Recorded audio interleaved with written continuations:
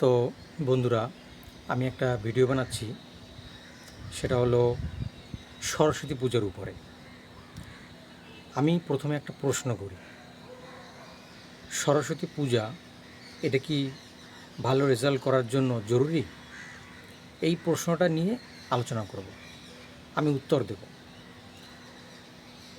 এই ভিডিওটা মূলত ছাত্রছাত্রীদের জন্য জরুরি, কেননা ছাত্রছাত্রীরা সরস্বতী পূজা করে থাকে। তারা মনে করে যে সরস্বতী পূজা করলে ভালো রেজাল্ট সম্ভব, মানে ঠাকুর তাদের আশীর্বাদ দেবে। সেই জন্য তারা অনেক কিছু করে থাকে। সরস্বতী ঠাকুরের কাছে বই জমা দেওয়া, এরকম নানান রকম কাজ তারা করে থাকে। তো আমি তাদের জন্য কিছু বলতে চাই। আমি কোনো গল্প দেব না, আমি একদম প্র্যাকটিক্যাল উদাহরণ দেব। প্র্যাকটিক্যাল বলতে এতটাই প্র্যাকটিক্যাল, মানে আমার জীবনের সাথে ঘটা প্র্যাকটিক্যাল, আমার জীবনের সাথে জড়িয়ে থাকা ঘটনা। তাহলে তোমাদের বুঝতে এটা সুবিধা হবে। তো পুজো, আমি কিন্তু পুজো করি না। এই যে দেবদেবীর যে পুজোগুলো হয়, ঠিক আছে, আমি কিন্তু পুজো করি না। তো আমাদের বাড়িতে পুজো হয় না। তো একজন আমার বাবাকে বলল যে, দাদা, ঘরে দুটো ছেলে পড়াশোনা করে, অন্তত একটা সরস্বতী পুজো দেওয়া উচিত। আমার সেই কথাটা মনে আছে। তখনও আমার মাধ্যমিক পরীক্ষা হয়নি, মাধ্যমিকের আগে। তো উনি ওনার দিক থেকে বলেছেন যে, যেহেতু আমরা পড়াশোনা করি, আমরা দুই ভাই, তো সেক্ষেত্রে সরস্বতী পুজো দেওয়াটা জরুরি। এখন আমার বাবা কিন্তু পুজো দেয়নি তারপরেও, ঠিক আছে। তাহলে কি হয়েছিল? আমার কি পরীক্ষা খারাপ হয়েছিল? সেই বিষয় নিয়ে একটু আলোচনা করব। যদি আমার বাবা সরস্বতী পূজা না দিয়ে থাকে, এবং আমিও যদি পুজো না দিয়ে থাকি, আমি তো পুজো দেইনি, আমি ওই যে রীতি নিয়ম যেগুলো আছে সেভাবে তো পালন করে আসিনি, তাহলে সরস্বতী ঠাকুরের রাগ হওয়া উচিত। তাহলে ঠাকুর আমাকে এমন কিছু করতে পারতো যাতে আমার পরীক্ষার নম্বরটা খারাপ হতে পারত।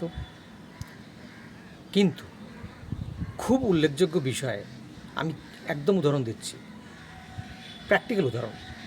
পদার্থবিজ্ঞানে আমি 93 নম্বর পেয়েছি, জীবনবিজ্ঞানে মাধ্যমিকে 92 নম্বর পেয়েছি। মাধ্যমিকে আমি স্টার নম্বর নিয়ে পাশ করি, আমি স্টার নম্বর নিয়ে পাশ করি, এবং আমার অ্যাডিশনাল ফিজিক্স ছিল। তাহলে আমার তো নম্বর সেই সময়, কিন্তু এই নম্বরটা যথেষ্ট, অনেক বেশি নম্বর, কারণ আমাদের সময় ওল্ড সিলেবাস, সেই সময় ছিল ওল্ড সিলেবাস। সে সময় কিন্তু পড়াশোনাটা যথেষ্ট ডেসক্রিপটিভ টাইপের ছিল। এখন তো অনেক শর্ট প্রশ্ন এসে গেছে, অনেক নম্বর পাওয়াটা ইজি হয়ে যায়।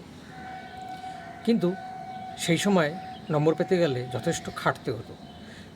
তাহলে আমার প্রশ্নটা হলো, যদি আমি পুজো না দিয়ে থাকি, যদি আমার বাবা পুজো না দেয়, আমার বাবার কথা ছেড়ে দিলাম যে আমার বাবা পুজো দেয়নি বলে ঠিক আছে, আমার আমার উপর কি সেটা আসবে সে ফলটা? আমি তো নিজেই পুজো দিইনি, আমি তো সরস্বতী ঠাকুরকে ডাকিনি, ঠিক আছে, আমি তো সরস্বতী ঠাকুরের কাছে বই জমা দিইনি।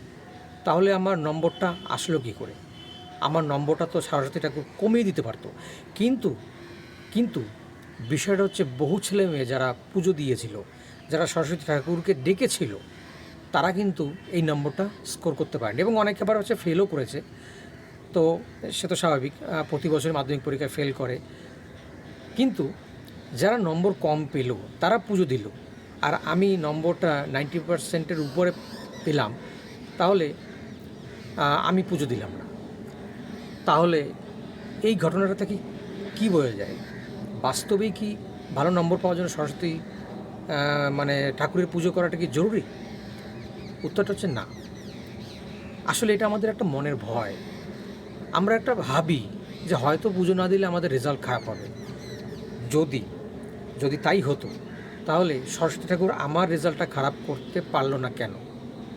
আমার রেজাল্টটা খারাপ করে দিত, তাহলে আমি মানতাম সেই লোকটা যে বলেছিল যে দাদা বাড়িতে দুটো ছেলে পড়াশোনা করে, অন্তত সরস্বতী পুজো দেওয়া উচিত।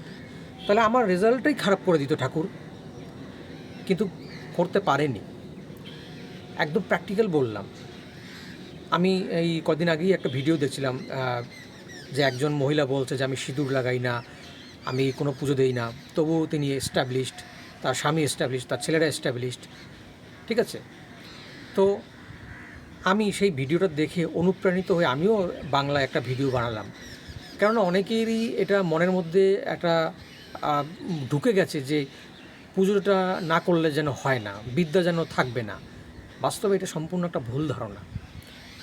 বিদ্যা পুজো দিয়ে হয় না, বিদ্যাটা অর্জন করতে হয়। আমাকে কষ্ট করে দিনরাত খেটে পড়তে হয়েছিল, আমাকে সাবজেক্টটা বুঝতে হয়েছিল, ঠিক আছে, আমাকে চিন্তা করতে হয়েছিল, তারপর গিয়ে আমি পদার্থবিজ্ঞানে সেই নম্বরটা অ্যাচিভ করেছি।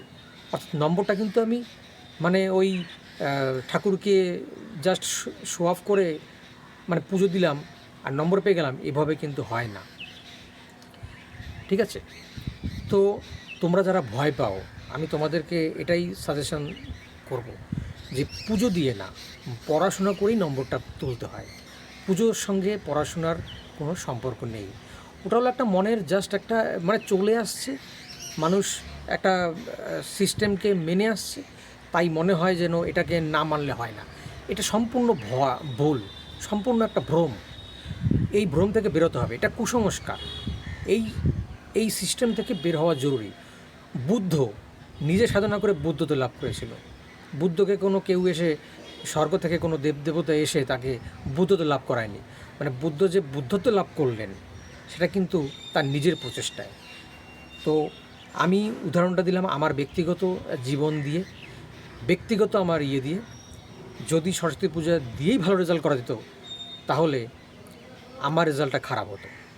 যদি ঠাকুর পারতো আমার রেজাল্ট খারাপ করে দেখাতে পারতো, তাহলে আমি মানতাম যে হ্যাঁ আমি পুজো দিইনি, আমার নম্বরটা আসেনি, আমি স্টার পাইনি। কিন্তু আমি যদি মাধ্যমিক স্টার পেয়ে থাকি পুজো ছাড়াই, তাহলে তোমরাও কিন্তু পেতে পারো, তোমরাও ভালো রেজাল্ট করতে পারো সরস্বতী পূজা না দিয়েও। তোমরা এই কুসংস্কার থেকে বেরিয়ে আসো, আমি সেটা চাই। এই ভয় থেকে বেরিয়ে আসো, এই সিস্টেম থেকে বেরিয়ে আসো। তোমরা যুক্তিপূর্ণভাবে ভাবো। তুমি নিজে ভাবো যে তুমি পড়াশোনা করছো, তুমি বিদ্যা অর্জন করছো, তার উপর তুমি যদি না পড়ো তাহলে পরে কী করে তোমাকে তুমি পাস করবে? আমি এই যে ভিডিওটা বানালাম, আশা করি তোমাদের একটু চেতনা যদি জাগে তাহলে আমার ভালো লাগবে। তো তোমরা কমেন্ট বক্সে জানিও যে এই ভিডিওটা বানালাম তোমাদের কেমন লাগলো।